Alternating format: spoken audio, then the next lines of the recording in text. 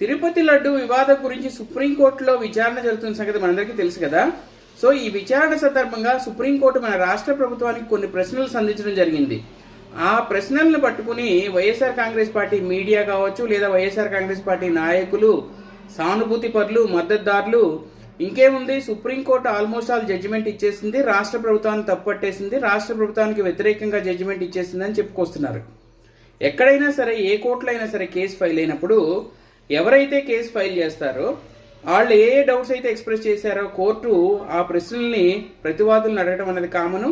తర్వాత వీళ్ళ దగ్గర నుంచి ఆధారాలు చూసిన తర్వాత అందులో ఏది తప్పు ఏది ఒప్పు అని కరెక్ట్గా తేల్చి దాని ప్రకారం కొన్ని నిర్ణయాలు ఉంటాయి.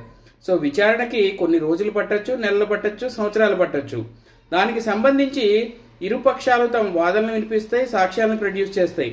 కానీ అప్పుడే మొత్తం అంతా కంప్లీట్ అయిపోయినట్టుగా చాలా